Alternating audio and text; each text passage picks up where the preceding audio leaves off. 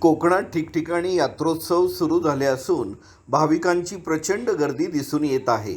पेणच्या खारेपाटातील लाखो भाविकांचं ग्रामदैवत श्रद्धास्थान असलेल्या वाशी गावाची भवानी जगदंबा देवीची यात्रा व पालखी सोहळा सालाबादप्रमाणे यावर्षी मोठ्या उत्साहात साजरा झाला. या यात्रेसाठी मुंबई, ठाणे, पुणे, कोकणासह इतर ठिकाणाहून भाविकांनी मोठ्या संख्येने हजेरी लावली होती.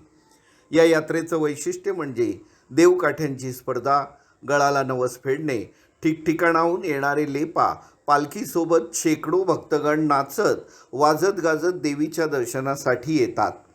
यंदाची यात्रा दरवर्षापेक्षा जास्त मोठ्या प्रमाणात भरली होती. महिला व बालकल्याण मंत्री अदितीताई तटकरे यांनी यात्रेच्या पूर्वसंध्येला भेट देऊन माऊलीचं दर्शन घेतलं.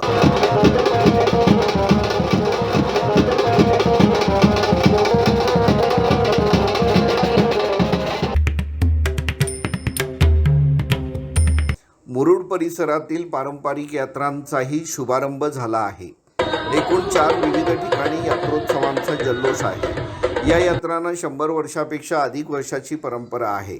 मुरुड शहराची ऐतिहासिक कालीन ग्रामदैवता श्री कोटेश्वरी देवीची यात्रा, त्यानंतर तेलवडे या गावी हनुमान जयंतीनिमित्त बुधवारी खार आंबोली, तर शिगरे या गावी परंपरेप्रमाणे रात्रीच्या यात्रा भरणार असून मानाच्या काठ्या देखील नाचविण्यात येत आहेत.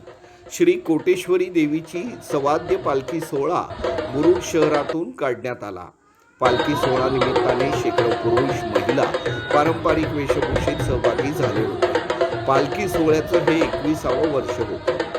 सागर डिजिटलच्या यूट्यूब चॅनलला लाईक करा, शेअर करा, सबस्क्राईब करा आणि ताज्या घडामोडी नियमित पाहण्यासाठी बेल आयकॉनला प्रेस करा.